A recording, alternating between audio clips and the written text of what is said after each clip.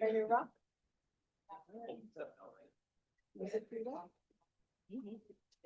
Oh, we're waiting on Ben.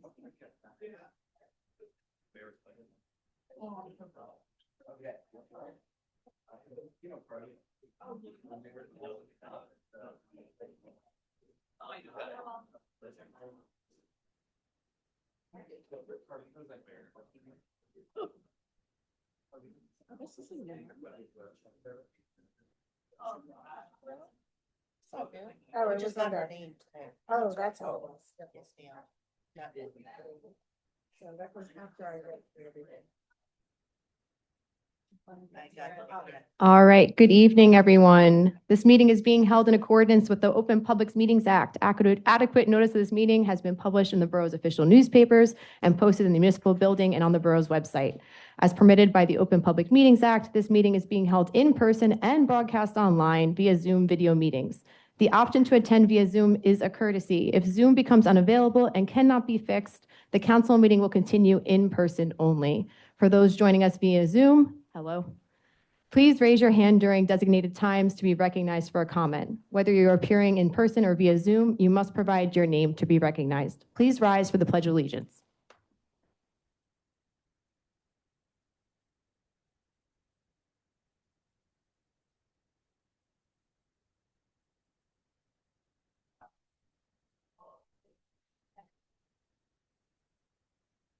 Roll call, please, Mary. Councilmember Bonatakis. Here. Councilmember Facey Blackwood. Here. Councilmember Forrest. Present. Councilmember Janone. Here. Councilmember Euro. Here. Deputy Mayor Trigiano. Here. And Mayor Portman is absent this evening. Thank you. He's at the World Cup. Is that it's the one thing. Speaking of soccer, we have wonderful news to celebrate here, and the room is packed, and we couldn't be happier and prouder. So the first proclamation that we're going to be presenting tonight is a proclamation recognizing the Red Bank FC Fireballs U15 girls soccer team. Hit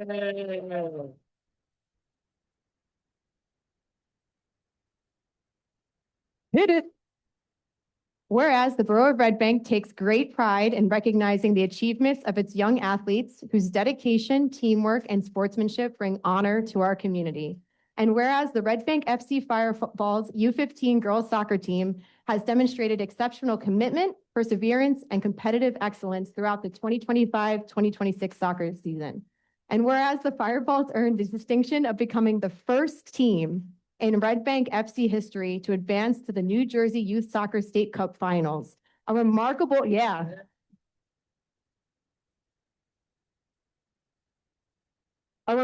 accomplishment that reflected years of hard work, determination, and team unity. And whereas the State Cup Championship match was held at the Capelli Sports Complex, where the Fireballs competed against Sporting Premier of Roxbury in the New Jersey Youth Soccer State Finals. And whereas, although the Fireballs fell by a score of 2-0 against a talented and formidable opponent, the team displayed outstanding resilience, character, and determination by competing with intensity and never giving up through the final whistle. And whereas the team made up of 7th, 8th, and 9th grade student athletes from Red Bank, Little Silver, Shrewsbury, and Fairhaven has played together for 7 years, building lasting friendships and demonstrating the power of teamwork and community spirit. And whereas the Fireballs currently hold an impressive 5-1-1 record in the MOSA/NJYSA Premier Division and are tied for first place in their division and have earned recognition as one of the top-ranked youth soccer teams in New Jersey and the region. And whereas the accomplishment of the Red Bank FC Fireballs serves as an inspiration to young athletes throughout our community and reflect positively upon the Borough of Red Bank and surrounding communities they proudly present. Now, therefore, William Portman, the mayor of the Borough of Red Bank, on behalf of the Borough Council and myself, Deputy Mayor Kate Trigiano, hereby congratulate and commend the Red Bank FC Fireballs U15 girls soccer team for their historic achievement in reaching the New Jersey Youth Soccer State Cup Finals and extend our appreciation to the players, coaches, families, and supporters whose dedication contributed to this outstanding accomplishment. Congratulations.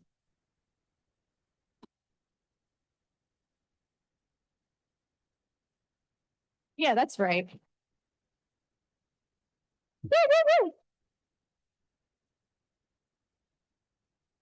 Okay, we have certificates for all of you, so I'm going to call you all up one by one. And if you could stay up here so we could take a group picture with the council and with all of you, okay? I'm going to get a hand.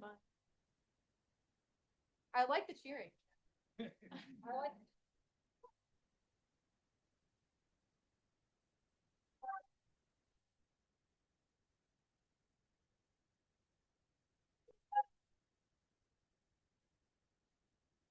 All right, all right. We've got Maite Canete. We've got, congratulations. You're welcome. Charlotte Emmerich. Natalie Ferrant.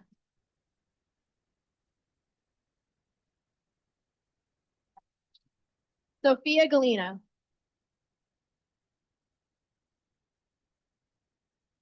Abigail Harrison.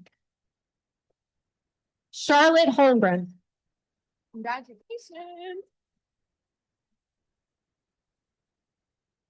Gia Loriano.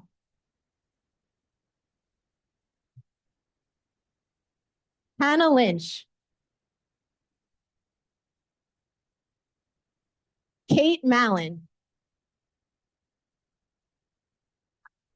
Julia Moore. You're welcome. Congratulations. Peyton Ong. Isabella Ponce. Riley Regina. Haley Repetto.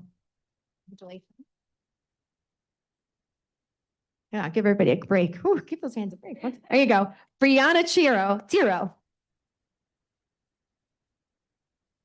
Chira Fatiro. There you go. Maggie Whalen. Kim Harris. Dum, dum, dum. Amy Regina. Mr.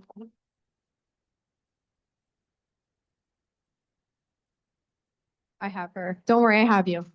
I'm just like saving you for last for some reason. The pile got out of order before because I was asking about how to pronounce your last name. Okay. I asked Mr. Lefevre. John Lefevre. Yeah, you got to get up here. We were going to make that happen.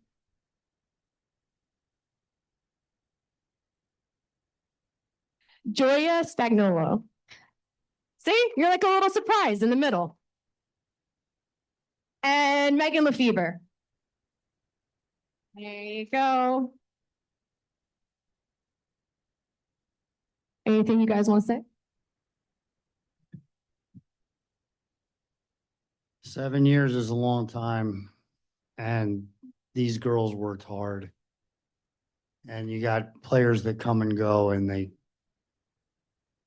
the great thing about this team is there is no egos,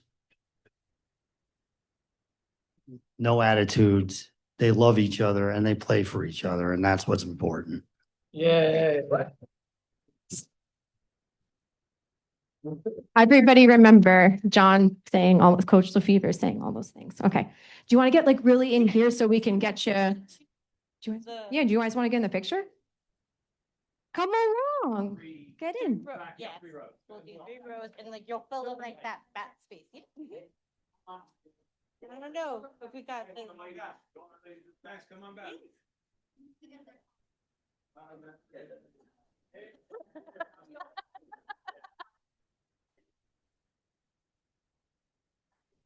And then girls in the front, you're gonna do the. Yeah. There you go. Perfect. Charlotte. All right. Take a couple. Where'd you go? Okay? There. Okay, so hold up your certificate. 3, 2, 1. Gorgeous. I got mine. I always say, chins up, big teeth, open your eyes. One for good luck. Very nice. Yeah.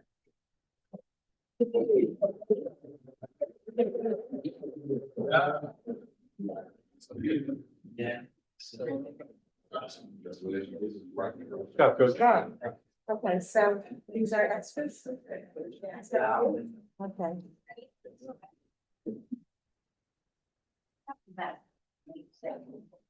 I'm gonna get another one. Yes. Oh. Give it up again, one more time.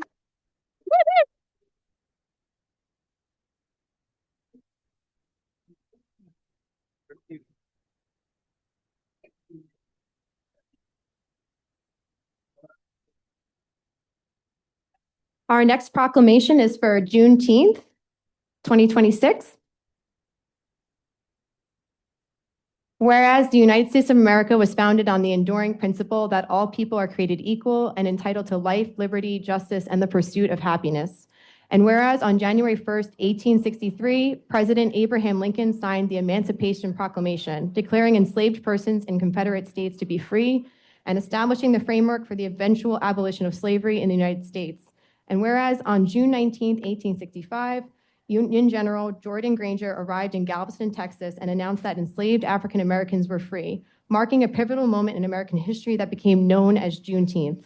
And whereas Juneteenth is recognized as the oldest nationally celebrated commemoration of the end of slavery in the United States and serves as a powerful reminder of the strength, perseverance, and contributions of African Americans throughout our nation's history. And whereas in 2026, as communities across the nation continue important conversations about civil rights, equal opportunity, economic justice, and the importance of preserving and teaching American history, Juneteenth remains an opportunity to reflect upon both the progress achieved and the work that remains in building a more just and united society. And whereas the Borough of Red Bank is proud to celebrate the diversity, cultural heritage, and civic engagement that strengthens our community and recognizes the importance of fostering understanding, inclusion, and respect amongst all residents.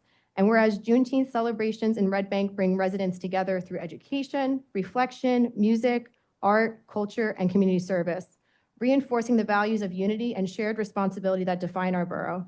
And whereas the observance of Juneteenth provides an opportunity for all people to honor the sacrifices of those who fought for our freedom and equality, while inspiring future generations to continue striving toward a more equitable and compassionate nation. Now, therefore, William Portman, Mayor of the Borough of Red Bank, on behalf of the Borough Council, hereby proclaims June 19th, 2026 as Juneteenth in the Borough of Red Bank and urges all residents to commemorate this important day through reflection, education, celebration, and renewed commitment to the ideals of freedom, equality, and justice for all.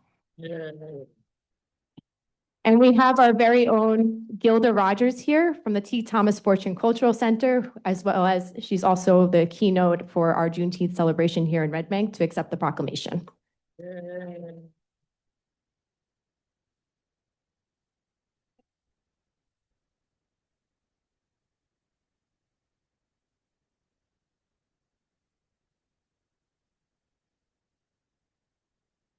Thank you so much for this acknowledgement. And I like to say at the T. Thomas Fortune Cultural Center, that's what we're about: education, uplift, cohesiveness, unity in our community, and cultural competency. We have a lot of school tours that come through the cultural center, so students are learning as well as educators, and we're very proud to uphold the name of T. Thomas Fortune, who fought incessantly for freedom and justice and equality, obviously for African American people, but him being a biracial man himself, though born in slavery, he was fighting for all of us. So again, thank you for this. I invite you to visit us for June 19th, Juneteenth at the T. Thomas Fortune Cultural Center, because we are having an all-day celebration starting at 2:30. We'll have a presentation about slavery in the North. Then at 3:30, we're having a front porch barbecue, we're calling it. And then at 5 o'clock, we're having a presentation on the Negro National Baseball League. So we have a lot going on that day. It's family friendly. So bring your kids and your family and come out and join us. So thank you very much. I appreciate this. Thank you for all you've taught me and all of us. We really appreciate everything you do. Thank you.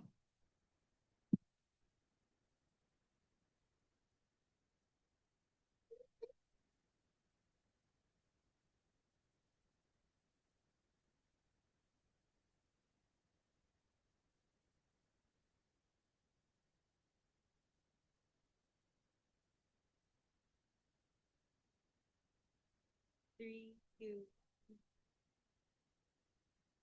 Chins up, big teeth.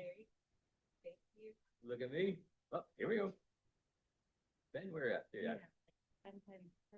One more. Ah, eyes closed, eyes open. Good. No, wait a minute. Your eyes keep closing. Good. Thank you.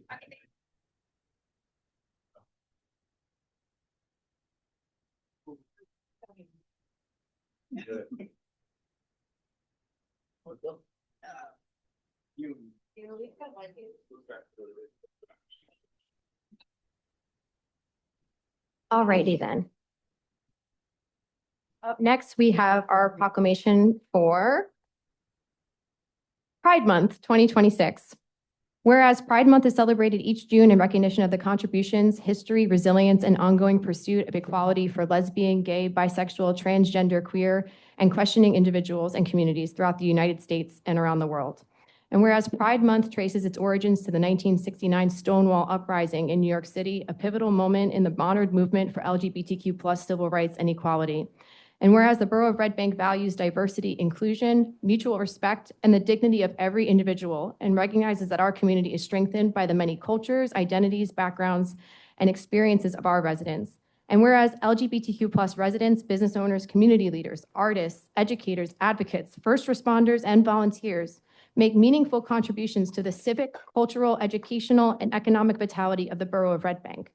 And whereas Pride Month serves as an opportunity to celebrate progress toward equality, while also recognizing the ongoing need to promote understanding, compassion, acceptance, and equal opportunity for all people, regardless of sexual orientation, gender identity, or gender expression. And whereas the Borough of Red Bank remains committed to fostering a safe, welcoming, and inclusive community where all residents and visitors are treated with fairness, respect, and dignity. And whereas community events, educational programs, artistic expression, and acts of allyship during Pride Month help build stronger connections among residents and reinforce the borough's commitment to unity and belonging. Now, therefore, William Portman, Mayor of the Borough of Red Bank, on behalf of the Borough Council, hereby proclaims the month of June 2026 as Pride Month in the Borough of Red Bank and encourages all residents to recognize and celebrate the contributions of the LGBTQ+ community and to reaffirm our shared commitment to equality, inclusion, and respect for all. And to accept this proclamation, I have a very familiar community face, one of our favorite baristas in Red Bank, Jess Viverito from Coffee Corral. Yay!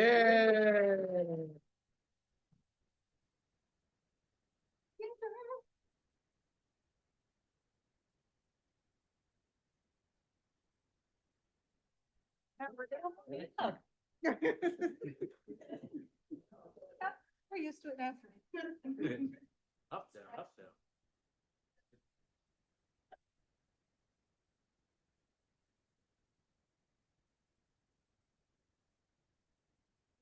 Okay, 3, 2, 1. Chins up, big teeth, eyes open. Boom. Very nice, thank you.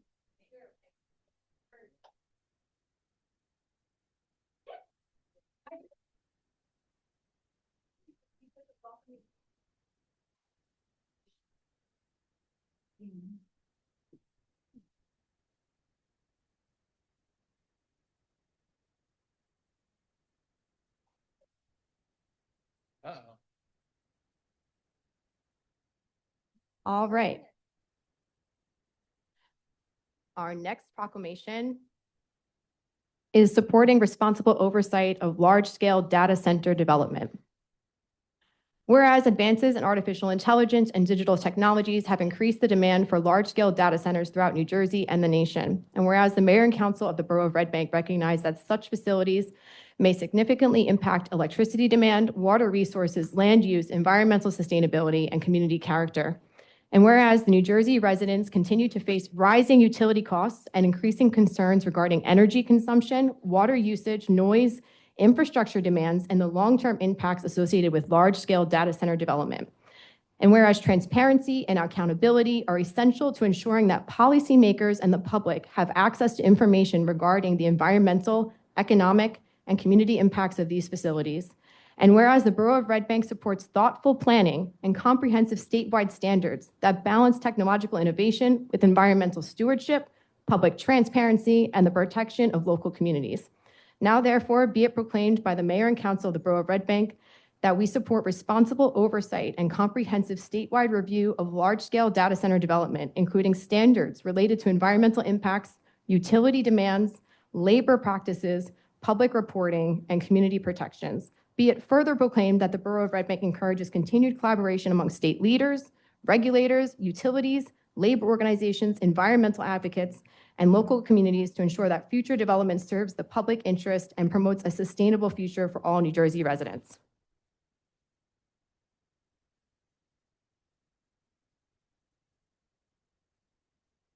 And to accept this proclamation, we have Ben Jocek. I'm just joking, Joe Beck of Climate Revolution Action Network to accept the proclamation. For those of you that don't know, Climate Revolution Action Network is the largest Gen Z advocate group in the state of New Jersey, and it might actually be the largest one in the nation. And we are forever indebted to this organization for their leadership, large coalition work with other advocacy groups, and for all the education that you're giving people about the impact of these data centers and for your pragmatic approach to policy. This is an extremely well-written proclamation. It's measured. It's simply saying we must know the impacts of what we are doing before we do them. I've brought a few articles with me myself that I'll leave out for people about data centers and their impacts, including one that says, fast data centers that power artificial intelligence guzzle huge amounts of energy, but they also have another alarming impact, according to new research. They are creating heat islands, warming the land around them by up to 16 degrees Fahrenheit and making life hotter for more than 340 million people. Here's another one. A data center drained 30 million gallons of water unnoticed until residents complained about low water pressure. That was in Georgia. The utility in Georgia discovered 2 unaccounted for water connections at one of the nation's largest data centers. 30 million gallons of water stolen from people. I can't drink the water right next to a US data center. This is about residents in local communities who suddenly their well water is so contaminated they can't drink the water out of their own faucets. And last but not least, this one is about the noise pollution of data centers. Mississippi residents are suing Elon Musk's AI and SpaceX over the pervasive and inescapable noise from their data center, an accompanying power plant in Memphis, Tennessee area. If you want to search online for what a data center sounds like and hear what it sounds like, it's maddening in about the first 10 seconds. So for all of these reasons and more, we feel like it's extremely important to protect our residents. And again, we're so indebted to Ben Jobeck for his leadership. So Ben, if you want to say a few words.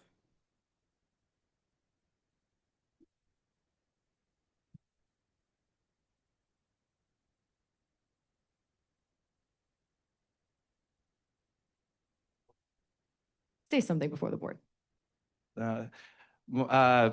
Really thankful for the borough here for taking a step forward.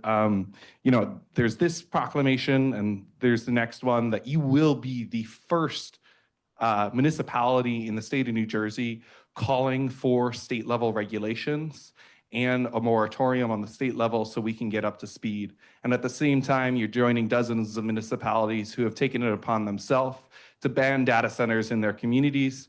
So we make sure that private equity companies and big tech can't take from our communities. What we hear over and over is that these things are moving way too fast. They're moving before planning boards and councils who are not prepared for the implications that are happening in their communities.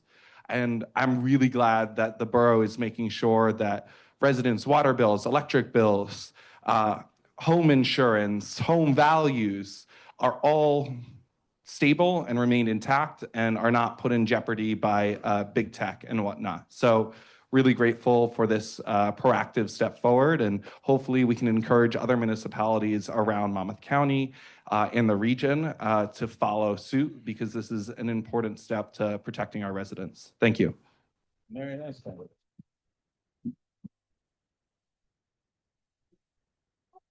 I think Venom went to take a picture. Wait, picture. Did we come up? You wanna try? Yeah, come along. All right. Can I come? I mean, anybody who feels, yeah. Wow. Everybody who's, you know. We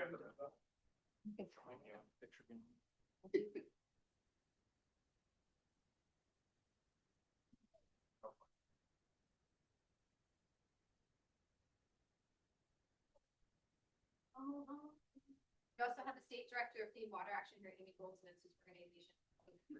And director? Yeah. Policy, Fran. Yeah, okay. Yeah, very good. All right. 3, 2, 1. Should I get wait, should I get some of our posters? Hold up. Yeah.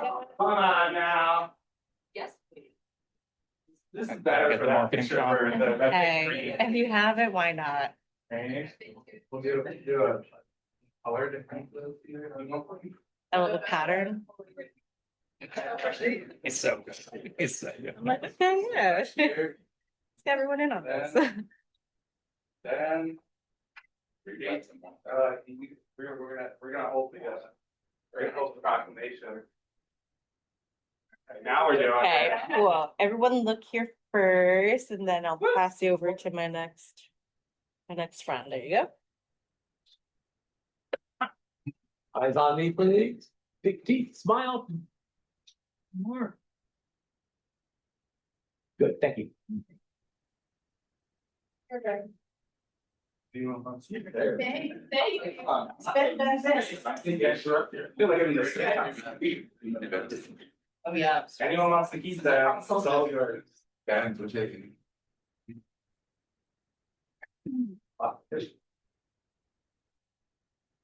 Okay.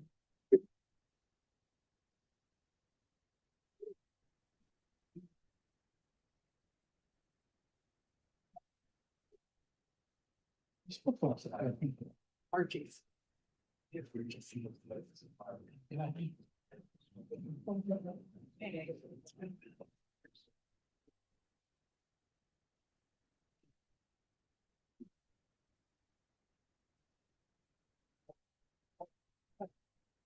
It's not allowed to later, so I'll hold on to that.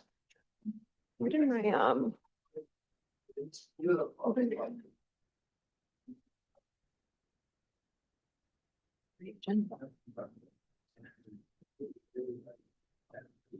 The team, can you just grab that agenda, please? yeah, I'll have to reject it down there. Thank you. Thank you. Alrighty then. Up next, we have a mayoral appointment of Mark Fitzsimmons to Green Team expiring 12/31/2026. So thank you to Mark for his continuing serving. Governing body appoint Mark Fitzsimmons also to complete in Green Streets Advisory Committee team expiring 12/31/2026.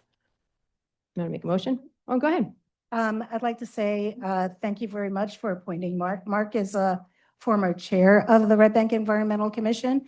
And before that, he was also involved with the Historic Preservation Commission, as well as T. Thomas Fortune House. So he has a lot of community involvement, and he's always been an advocate to make a better Red Bank. So Yeah. I'm very pleased that he's getting this appointment. And you said he's been going to the meetings? Yes. He's been going to all the meetings. I said, Mark, might as well put you on. Absolutely. I love that. Thank you. We're lucky to have him. Yeah, motion. She motions. I'll make a motion to appoint Mark. And a second? All in favor? Aye. Beautiful. We have no presentations, so we'll open the floor to public comment on agenda items only. Can I get a motion? So moved? And a second?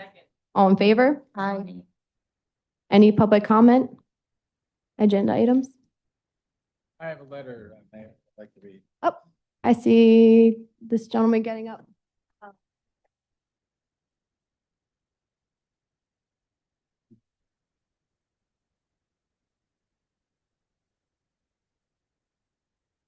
Hello, Phil Hello. Blackwood, 34 Chestnut Street. Can you hear me? Yep. Okay. I have a comment about Resolution 26-127, supporting the passage of the polluters pay to make New Jersey more affordable. And I just want to note for all the climate activists here, To put it in context a little bit, that Red Bank 3 years ago adopted a policy of reducing its own borough emissions of greenhouse gases by 50% by 2030. And that's a really good thing because it directly addresses the root cause of climate change. Thank you. Thank you. Go ahead. Or do you want to come up? Okay. Go ahead, Ben, you can come up.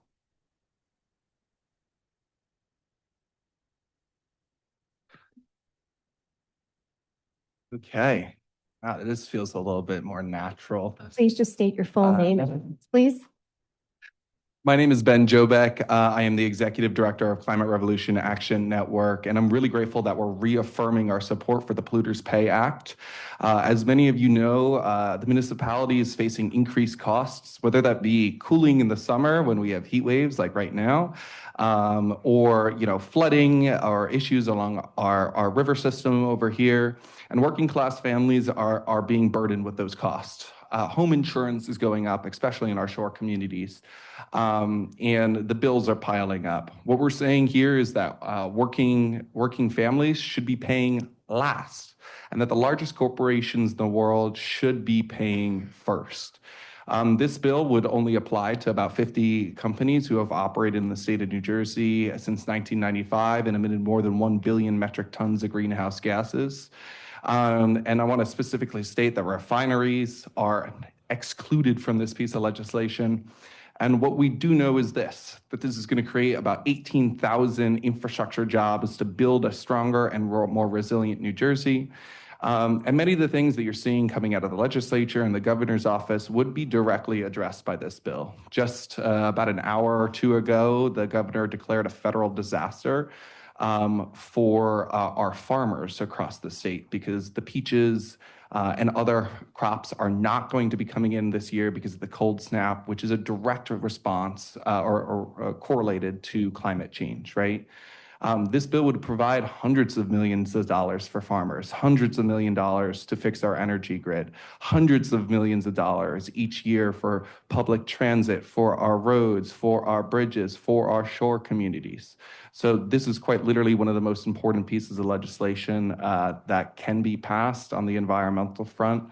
And super glad that once again, the borough is standing up and leading the charge to make sure that Monmouth County is a safer, more affordable, and resilient community. Thank you. Thank you. Amy, go ahead.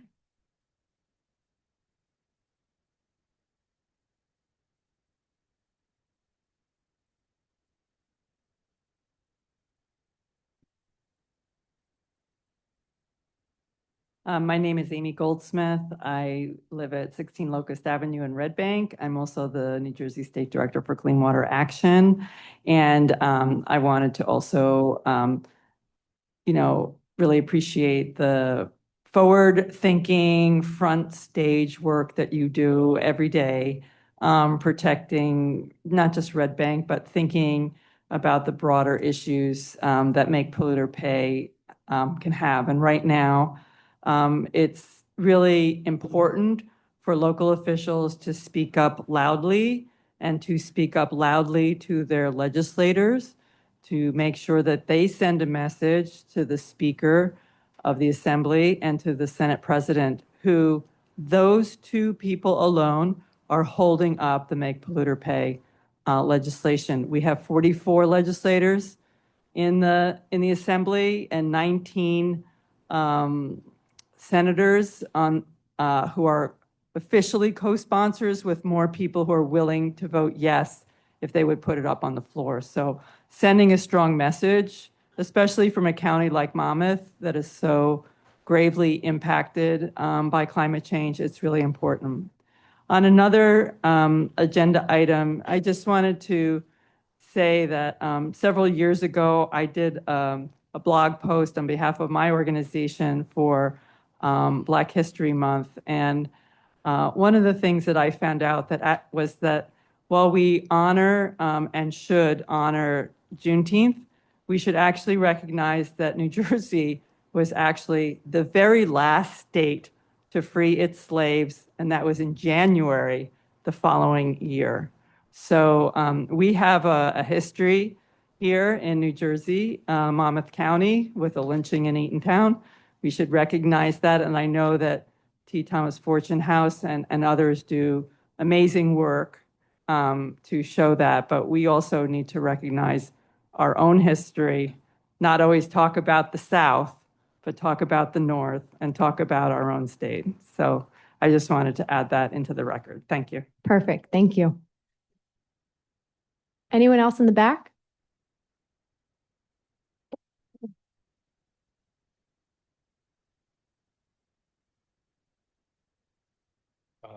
Good evening, council members.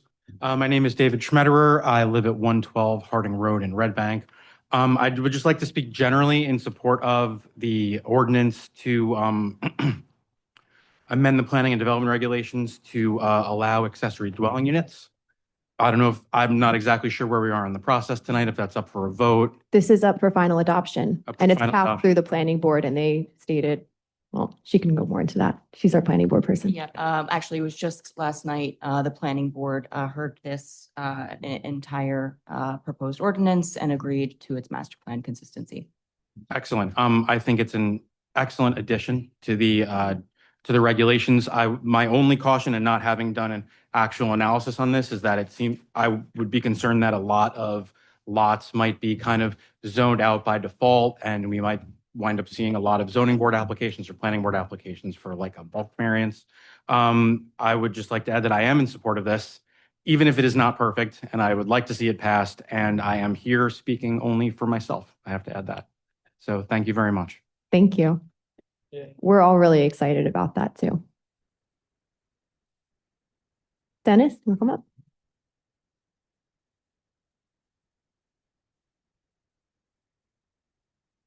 Hello, Council. Good evening. Deputy State- Mayor, State your name and address for the record. Mr. Euro, first time. My name is Dennis O'Sullivan. I'm at 51 Wallace Street. And I'm also in favor generally of this ADU, but unfortunately, and I apologize, I wasn't aware of it until the final meeting. And I have some concerns about it in terms of the constraints that have been imposed, specifically the single family mandate on the property and the owner occupancy on the property. These seem somewhat arbitrary, and maybe if there is good rationale behind them, I'd like to hear it. Other municipalities have passed ADUs without those constraints. I personally live on a property that has plenty of space, a 40 by 150 that has plenty of space to build an ADU above a garage, for example. And not that we have plans to it, but it would add value for sure. I think and we'd be eligible as owner occupancy because we're living in a 2-family, 1-bedroom apartments, and we're on site. So I'd be curious as to why that constraint is in place. And then I'd also raise the owner occupancy constraint that has longer term ramifications for property transfer, the sale of a property to the next person, that they would have to live on the property and so forth. And I think it feels familiar to me from back in the Airbnb days that we're creating ordinance that, like, this is intended to promote the ADUs, I presume. And yet there are so many constraints that it may actually limit the promotion. The owner occupied aspect in that the single family dwelling on the property. Correct. Mhm. I mean, has a study been done to determine, based upon the zones that you were supporting, how many houses would qualify if they applied, and how many We would be do rejected? have our planner from BFJ on. I mean, she can probably answer some more comprehensive questions. But I will say, when it comes to rentals or to properties that may be seen as being used as, profit, a lot of the conversations we've had with residents is that they want owner occupied, because the intent of ADUs is to help multi-generational housing. It's to help with affordable housing, accessible housing. And so owner occupied is really about keeping that on track and not having it where these become what we had expressed to us en masse by people before, which is that they didn't want to see a bunch of properties in town simply be used as not watched on Airbnbs and things of that nature for profit. But I can have Susan from BFJ come on and speak to anything else. Well, Deputy Mayor, She's gonna- before you do that, can I just say something? Sure. Hi, Dennis. Mary Beth Galcom did send us all an email, which I had shared with Susan Favate. So she does have the information specific to your area, to your, request. So I'm sure she'll be able to answer you. Okay, just in general, it feels like a cautious approach, and it reminds me of the Airbnb era where we were trying to appease everybody who didn't like the idea.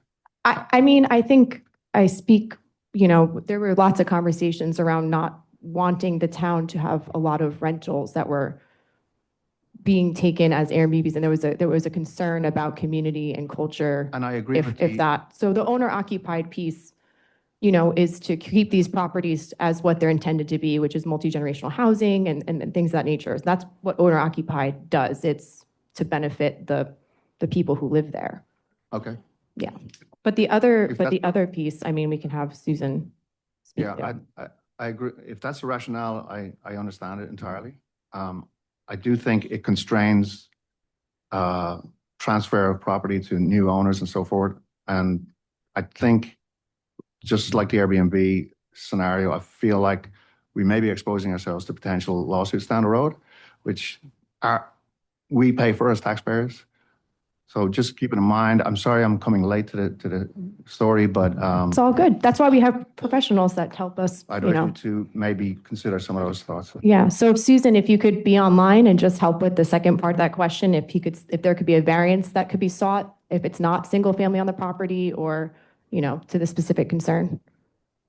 Yes, absolutely. This is really meant to be kind of the first step. Right now, ADUs aren't allowed anywhere in the borough. And so it is kind of an opportunity to introduce what we call gentle density. And it's starting with single family zones. That is the sort of logical place. And the owner occupancy provision is very typical for a lot of municipalities. We did look at many ADU codes around the state.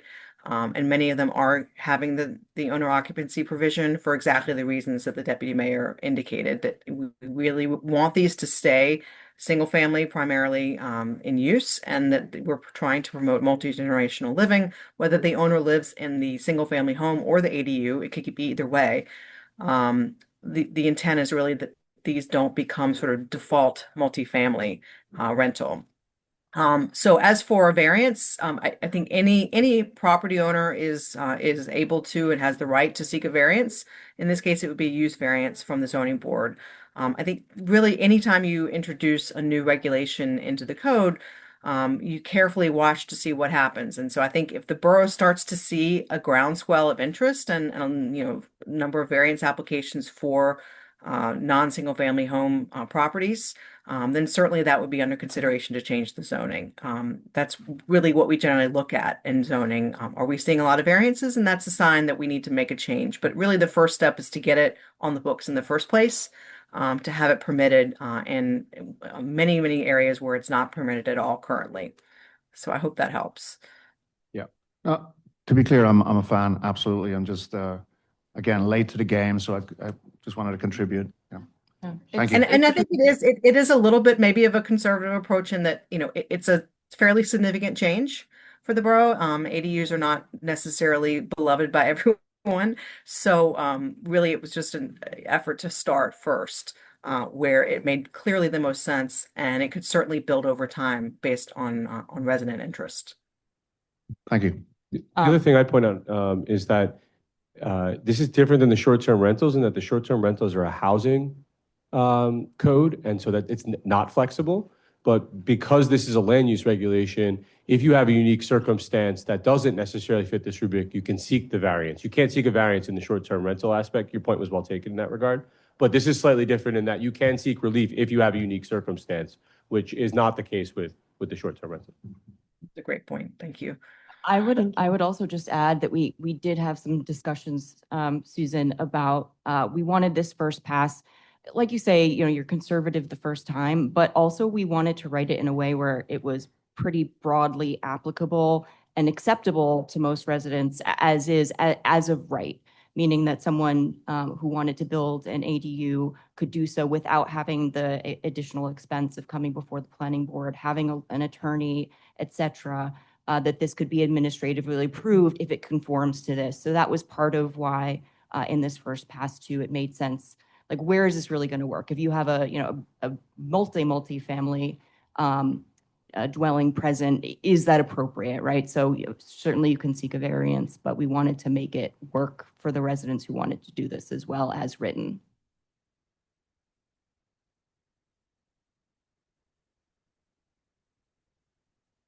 You can seek a variance. So that's not true that you can't. Okay. Yeah, come on up, Susan.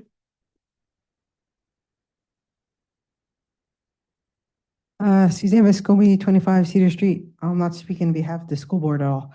My question is, what about the impact of infrastructure and water? If a neighbor built something in their property, would it affect my water pressure?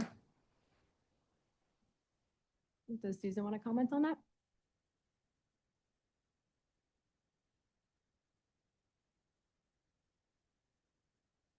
Sorry, trying to unmute and show myself at the same time. I think it should not. I think what we're looking at is fairly limited development. So these are on larger lots. In many cases, they are homes that would be able to support detached garages. And really, the idea is that now these accessory buildings could have ADUs in them. And so, yes, there would have to be plumbing involved. But in terms of stormwater, they have to meet all of the coverage requirements. It's not like they get a pass on that. The scale, I think that we're talking about, we're pretty limited on the size of these units. So we're not talking about essentially two-family homes. We're talking about, very few bedrooms, very limited occupancy. So I don't really see it as creating a huge demand for water, sewer, that type of infrastructure. And like I said, the stormwater has to work. It has to still meet all of the applicable area and bulk standards. So we will see what the interest level is and how quickly these are introduced, but I really don't foresee a significant impact on water and sewer demand. What about like parking? I mean, parking's always an issue in town with more people moving in. I mean, streets get filled fast. I mean, has anyone thought about parking? There are provisions in the regulations for parking. Again, the vision here is that it's fairly limited in terms of the number of bedrooms, the number of actual residents, and it's designed to be on larger lots that it can accommodate the access that would be needed for those units. So you're saying it won't or potentially won't affect someone's house, even if it's on a long lot, that their shower is not going to be less powerful because they're adding more sinks or more showers than their neighbors?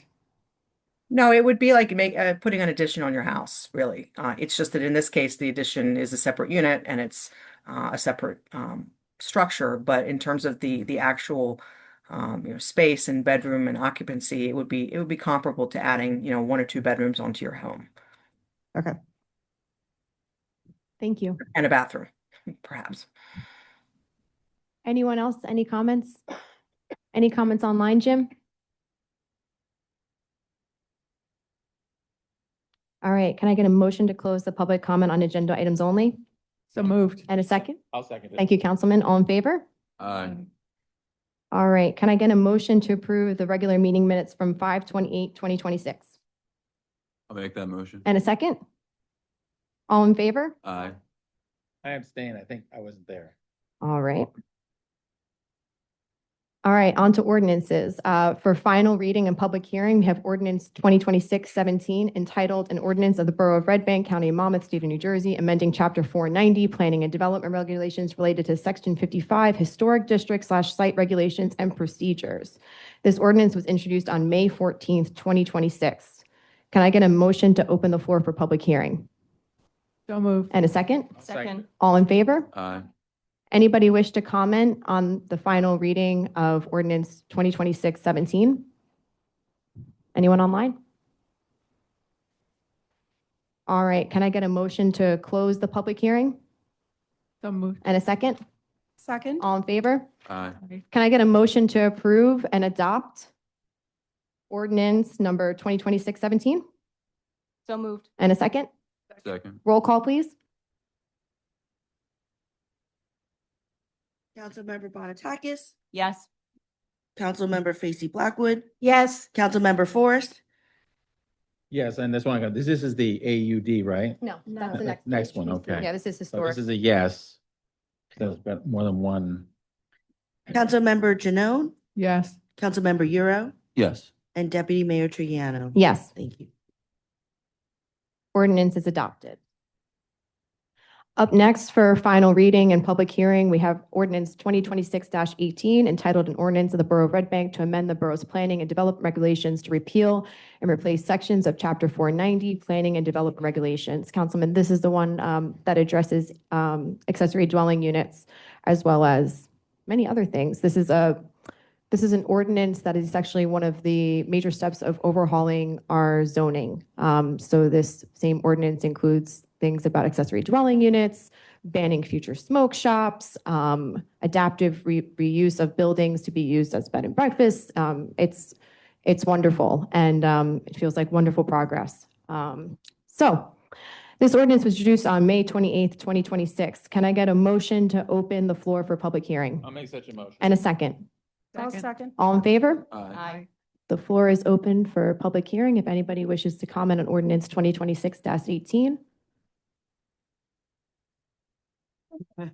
We'd hear you again. Yeah. Anybody online, Jim? All right. Can I get a motion to close the public hearing on 2026-18? Make such a motion. And a second? Second. All in favor? Aye. Can I get a motion to approve and adopt ordinance 2026-18? I'll make such a motion. And a second? Second. Roll call, please. Councilmember Bonatakis, Yes. Councilmember Facey Blackwood, Yes, with a comment. One thing that is in this ADU, the overall zoning ordinance about ADUs is that the Planning and Zoning Office, as well as Christina, came to the Environmental Commission to find out what we could do to make it more environmentally friendly and offer that as a bonus to someone who is looking to build an ADU. So I'm pleased to see that the green development checklist is included and include some green elements such as LEED certification, use of solar wind powered, fully electrified ADU, things like that. And also items in reducing light pollution and on-site management of vegetative waste such as composting, using bioswales, rain gardens, et cetera. So thank you very much for hearing the Environmental Commission out and adding this into the ordinance. And again, my answer is yes. Sorry. Wonderful. And just to clarify, it's if you do those bonus things, then you get to have an increase of 5% in the space of the accessory dwelling unit. So it's not that everybody has to do all those things just to have an ADU. Okay, sorry, Mary, go on. Councilmember Forrest, I'm going to make a comment as well, and I'm a yes vote on this. I mean, I actually foresee a time that maybe my wife and I will be in an AUD on our property. As mentioned here by probably all of us at various times, the cost of housing in Red Bank is absurd. I mean, properties on the west side selling for $1 million plus. I mean, housing in America is becoming a very precious and expensive thing, and many people of all ages are being priced out of owning homes or living anywhere. I mean, we have homeless people in Red Bank. There's homeless people across the state and the country. So we have to be creative in how to solve this problem, and it's going to require a lot of things. This is a small part of it, I think. I wish it wasn't even necessary to do this. When I bought a house here in Red Bank, it was $92,000. And my wife works for a nonprofit, and I'm self-employed. I couldn't afford to live in this. I couldn't buy a house now in my own neighborhood. So I think this is great for seniors. I think it's great for family members, young people who need a place. I agree that there's some concerns I had also. I share about parking. My neighborhood has a lot of parking stress. But maybe if I'm moving into an AUD on my own property, 16 Locust Avenue, maybe I won't be driving at that point, hopefully. So that won't be a problem. And maybe the planning board won't give me a hard time about, having it there. Get a lot of requests, actually. This is one of the ones that has had for several years now, a lot of interest both at the council office hours and also just as individuals asking about it. It's definitely in the top 10, probably the top 5. I've been getting that question pretty consistently since I've run for office, and now some of us have been elected twice. Thank you to the planning board and all of you who put so much work into this ordinance, and it sounds like it will tweak it as necessary. I've had a number of constituents reach out already with questions. And yes. Thank you, Councilman. Thank you. Councilmember Janone? Yes, and I'd just like to speak to one part of it about, and I think Kate brought it up about the vape shops. I think we have plenty of vape shops in town. As a healthcare professional, I really don't care for them, but they're there. And I think it's great that there is some wording in this bill about that. Thank you. And my vote is yes. Thank you. Councilmember Euro? Yes. Deputy Mayor Triano? Yes. Thank you. The ordinance is adopted. Before we move on, Councilwoman Bonatakis, as planning board liaison, do you have any comments on this? I do, and I appreciate it. Thank you to the council for this. This is really a big deal, and I understand that some folks are reading this.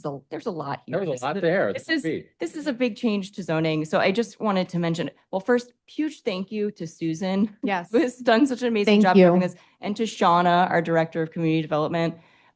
Just a note for folks who maybe didn't read the whole thing or just saw a lot. This really did come out of, the changes here really did come out of our master plan process, the work in 2022 and then adoption in 2023. Everything from, the recommendation to consider ADUs to investigating potential and appropriate changes of use in various places. That's really the source of a lot of these things. And I would be remiss if I didn't also thank Councilmember Janone and our former council member, David Cassidy, for being on our initial ADU subcommittee way back in 2024 to flesh out some of this with really a great lens toward both health and safety, which we saw reflected here. So thank you. Thank you. I would just echo thanks to the council. And this is phase 1 of the master plan zoning implementation actions. So you'll be seeing more. I think maybe this was the heaviest lift. I didn't know that we would get ADUs done first. And it's really exciting. So thank you for the support. Thank you, Susan. Sure. Thank you for banning data centers. Yes, also included actually in that overhaul is the borough's banning of data centers. That was part of our phase 1 zoning overhaul. So see what we're prioritizing in Red Bank. ADUs, people. Amen. We're prioritizing people. All right. Up next for final reading and public hearing, we have ordinance 2026-19 entitled an ordinance amending chapter 490 planning and development regulations to revise the borough's land use regulations to promote the cultivation of native plants and to prohibit the planting of invasive species. This ordinance was introduced on May 28th, 2026. Can I get a motion to open the floor for the public hearing? So moved. I'll second that. All in favor? Aye. Anybody wish to comment on ordinance 2026-19? Come on up.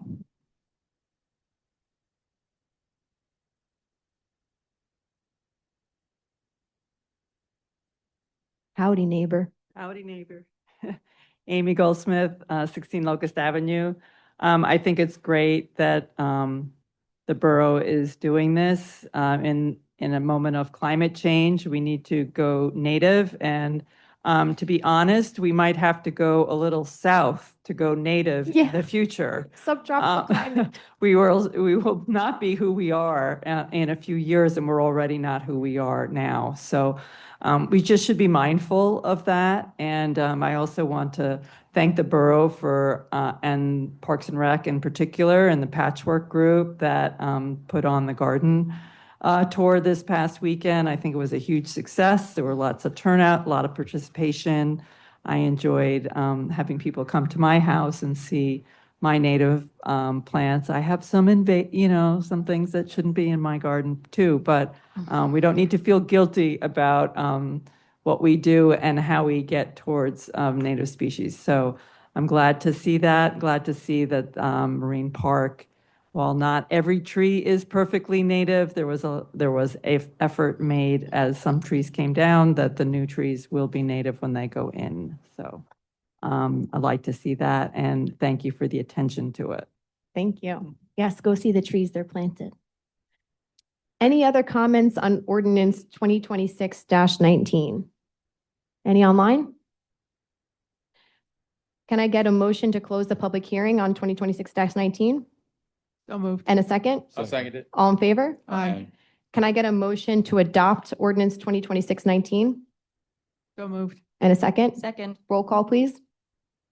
Councilmember Bonatakis, Yes. Councilmember Facey Blackwood, Yes. Councilmember Forrest, Yes. Councilmember Janone, Yes. Councilmember Euro, Yes. and Deputy Mayor Trigiano. Yes. Thank you. All right, ordinance is adopted. Up next for first reading and introduction, we have ordinance 2026-20 entitled an ordinance amending chapter 680 vehicles and traffic to create two 15-minute parking spaces on Broad Street at Peters Place. Can I get a motion to introduce I'll make that motion. and a second? Second.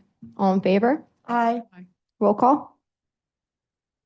Councilmember Bonatakis, Yes. Councilmember Facey Blackwood, Yes. Councilmember Forrest, Yes. Councilmember Janone, Yes. Councilmember Euro, Yes. and Deputy Mayor Trigiano. Yes. Public hearing will be held on 6/25/26. All right. And then for first reading introduction, we have ordinance 2026-21 entitled an ordinance amending chapter 530 rent control of the borough's revised general ordinances to update and clarify the borough's rent control regulations. Can I get a motion to approve on introduction So moved. and a second? Second. Roll call, please. Councilmember Bonatakis, Yes. Councilmember Facey Blackwood, Yes. Councilmember Forrest, Yes. Councilmember Janone, Yes. Councilmember Euro, Yes. and Deputy Mayor Trigiano. Yes. Public hearing will be held on 6/25/26. Up next, we have resolutions from 117 to 130. Is anybody seeing any that need to be pulled? I will highlight that in addition to the proclamation we passed earlier, there is an AI accountability resolution in support of a statewide moratorium on new large-scale data centers until comprehensive public interest and standards are adopted. That would be Resolution 128. And that copies of this resolution shall be transmitted to Governor Mikey Sherrill, Senator Vin Gopal, Assemblywoman Dr. Margie Donlin, Assemblywoman Luann Peter Paul, the Monmouth County Board of County Commissioners, the President of the New Jersey Senate, the Speaker of the New Jersey General Assembly, the New Jersey Board of Public Utilities, and the New Jersey Department of Environmental Protection. Deputy Mayor, I'm okay with improving on MOS. All right. Can I get a motion to approve 26 through 117 to 26 to 130 under consent? So moved. And a second? Second. Roll call, please. Councilmember Bonatakis, Yes. Councilmember Facey Blackwood, Yes. Councilmember Forrest, Yes. Councilmember Janone, Yes. Councilmember Euro, Yes. and Deputy Mayor Trigiano. Yes. Resolutions pass. All right, and then for discussion and action for mayor and council, we have the Red Bank Community Block Party on Dr. James Parker Boulevard between Bridge and Shrewsbury Avenue, which is an awesome yearly event. Saturday, August 22nd, noon to 5 p.m. with a rain date of Saturday, August 29th. We have the Maury Place Block Party, Friday, July 3rd, 3 p.m. to 11 p.m. We have the Summer Solstice Festival at Riverside Gardens Park, Saturday, July 18th, with a rain date of Saturday, July 25th. And the Red Bank Townwide Yard Sale on Saturday, September 12th, and the rain date of Sunday, September 13th. And let's see, Parks and Recreation's Juneteenth celebration at Johnny Jazz Park on Sunday, June 21st, 12 p.m. March from Pilgrim Baptist Church. And that's all the ones we have. Does anybody have any discussion or comments on those events? Sounds great. I have one quick question. Sure. The Red Bank Townwide Yard Sale, is that same as sponsored by the library? Yep. Yep, okay, great. All right. Up next, we have public questions and comments. Can I get an motion to open the floor to the public for comments and So moved. questions? And a second? Second. All in favor? Aye. Floor is open. Seeing no activity. Anything online, Jim? Can I get a motion to close the public comment? And a second? Second. All in favor? Aye. All right. Up next, we have mayor and council comments. Councilwoman Bonatakis, do you want to kick it off? Yeah, I'm still like, I still got like a little bit high, I gotta be honest, because of all of that. There's a lot Yeah, it was a lot. in there tonight, and like it's so important, all of it. I kind of don't know where to start, but actually this might be the first time I wrote something for my comment. So I mentioned a little bit earlier that the zoning changes, the many zoning changes that you saw tonight, really did stem from our master plan process, our master plan of 2023. That's true, but the one thing that we really weren't considering at that time was the data centers. Kate called that out, and we had a secondary resolution encouraging the state as well to adopt standards. We weren't thinking about AI at that time when we did the master plan. It wasn't top of mind then like it is now, but we always want our planning and our zoning to be forward-looking, like way forward-looking, because that's responsible. So it was really important to address this now. I mean, obviously the emergence of AI and all of the infrastructure that powers it is clearly making for like a transformative time for all of us. And there's one thing that I've learned in all of my years on this earth. It's that in these transformative moments, when policy lags behind or is out of touch, we don't necessarily experience the most extreme outcomes that people fear, but instead, sometimes, somehow we manage to find our way toward what I'm going to call the stupidest outcome. So like take climate change. Some 50 years ago, after oil and gas companies discovered that trend themselves, we're still fighting to make them pay for the damage to our environment. Things we experience here in New Jersey, flooding, storms that are destroying human lives. Now with AI, is it going to take all of our jobs and crash our economy? Probably not. But the bubble could pop, but only after your retirement funds have been forcibly invested in it, after you're living next to a humming dystopian box and your water has turned black and you can't afford electricity. And I might add that data centers are just one kind of dystopian box that's proliferating across our state. The other is immigration detention centers. Damn right. It's happening so much that it's been hard to keep track of which towns are facing which of those two things in the past year. So I would say that from where I stand, the stupidest outcome would be sleepwalking into a world where the people that are making a stand against the data centers for their lives and property somehow find themselves in those detention centers. So for that, for being bold, I want to congratulate the council for taking a stand now, both for our Red Bank residents and all New Jerseyans. I appreciate you. Perfectly said. Thank you, Councilwoman. Councilman. Thank you. I feel like I say it every time we're here, but it's so encouraging and refreshing to see that we're harnessing Broadwalk for what it can and should be. The watch party earlier was amazing. Like, it's the first time we're doing something like this. You don't know what to expect, but like, huge props to everyone involved. From the guys out there cleaning up the trash to the special police officers we have patrolling around to our regular police officers, every single person from the borough, just amazing job. Makes me really excited for everything else we have planned in the summer, particularly the large watch parties at Count Basie Fields, which will be, legendary, as the kids say. So really excited for that. Keep bringing people into the town, keep bringing our residents out into our downtown. Keep on rocking. It's awesome. Last I left at Kirk and the Jerks was rocking the stage. So let's get the show on the road and. Yeah, magic. And then just to add to the commentary about the zoning changes, obviously I'm passionate about housing. ADUs are a critical piece of missing middle housing that, Red Bank isn't the only town that's sorely lacking them, but like has been said, we're proactively attacking our housing issue, controlling what we can control. And this is a huge step forward. It's not set in stone. It's a perfect example, Dennis, of what you were saying, where if situations like that keep appearing before the zoning board, then it warrants us looking at it again and, finagling where we need to, but it's a huge first step. And it really just, again, we're setting the bar for places like us, for neighboring towns. Like, this is how you should be treating your residents, your property owners. You should be able to do, within reason, things to keep yourself in your home, whether it's renting it out, whether it's bringing a family member in.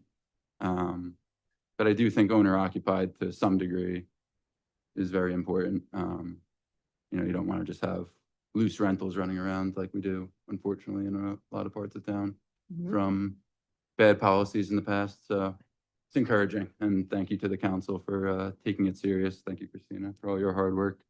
But the deputy mayor mentioned it. One part that could easily get overlooked is the reimagining some of the office spaces into owner-occupied bed and breakfast. And you hear that, and to me, I say, why don't we have bed and breakfast already? Like, it seems like a very basic thing that a lot of people would be able to, run a sustainable generational business literally from their own home and, compete for people coming into our town. And we have 2 hotels, but there's plenty of people that stay outside of Red Bank when they're coming to Red Bank. So anything to get more people here, anything to get more people being able to stay here, additional income, it's all very important. I'm really enthused that we take it so seriously here. So I agree. I'm really excited. thank you, everyone. Thank you. Councilwoman Blackwood. I have a tough act to follow here.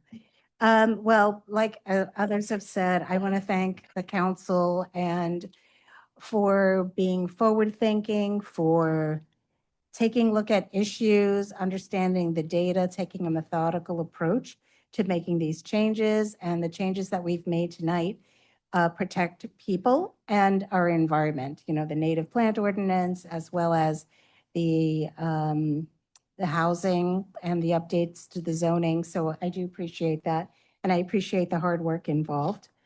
I also want to thank all the organizers of the garden tour. They did a really great job. I tried to get to all of them, but I flaked out after about half of them, so sorry.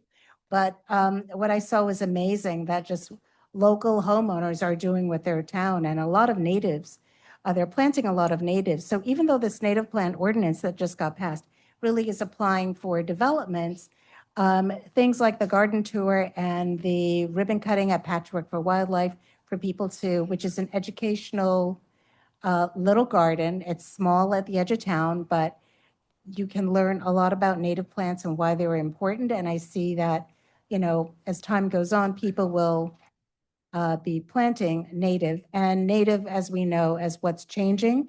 And that's the nice thing about this ordinance. It's just going to a state-run website about identifying native plants. So it's just one place to check for all the updates as it goes.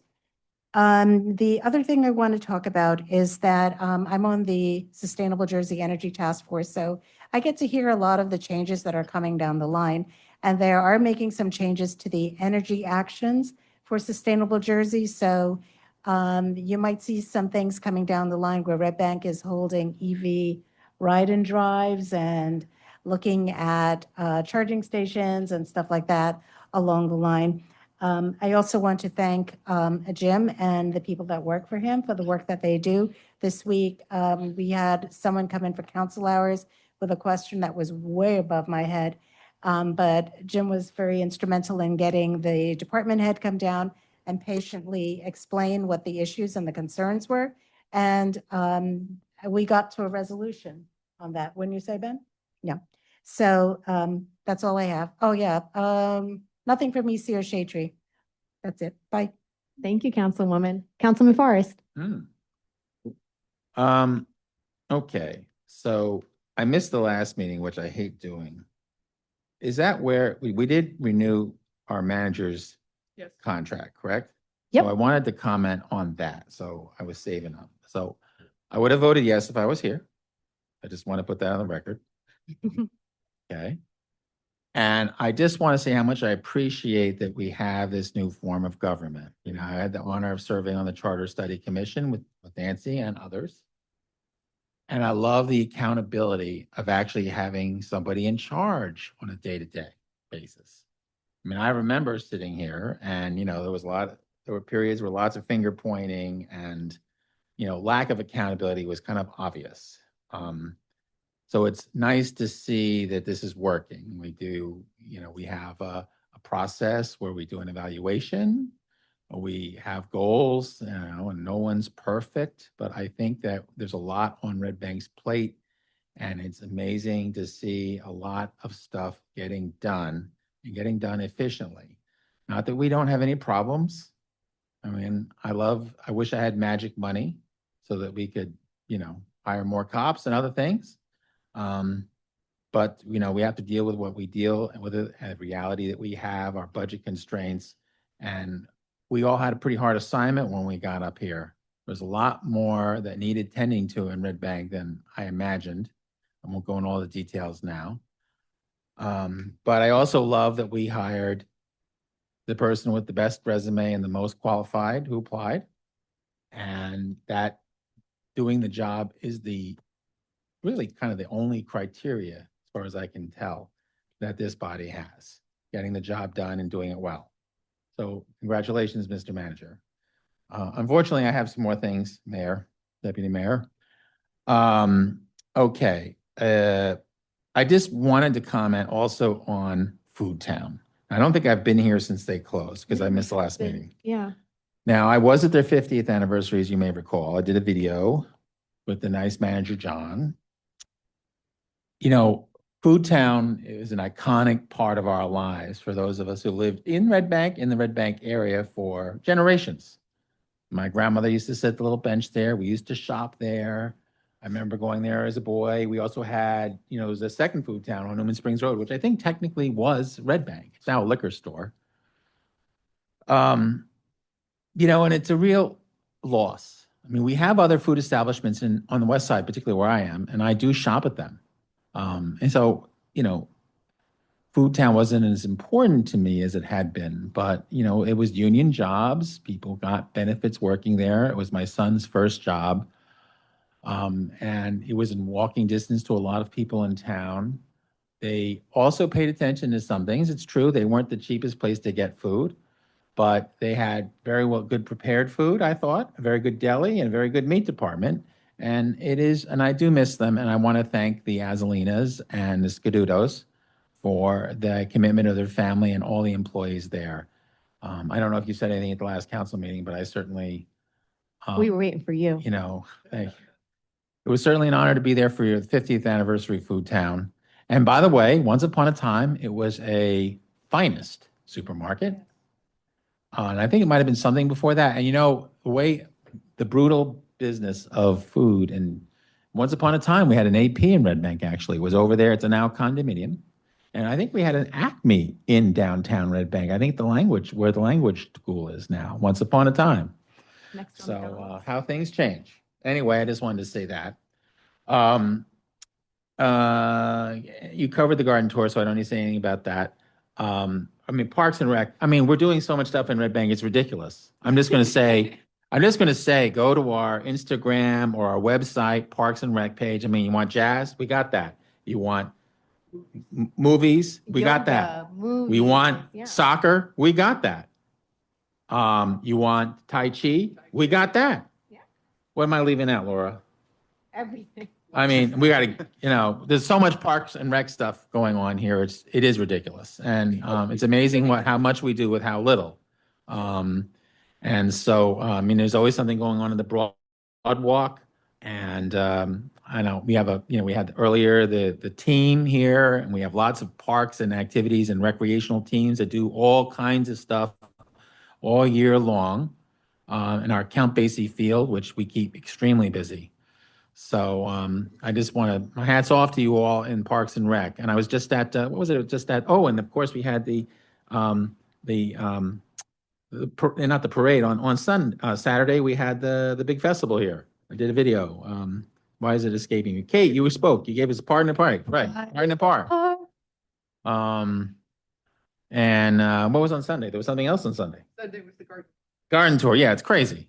So it is crazy, really. And schools. I wish I could stop now. I know, I'm sorry, guys, but our schools got recognized. Amazing recognition from the state.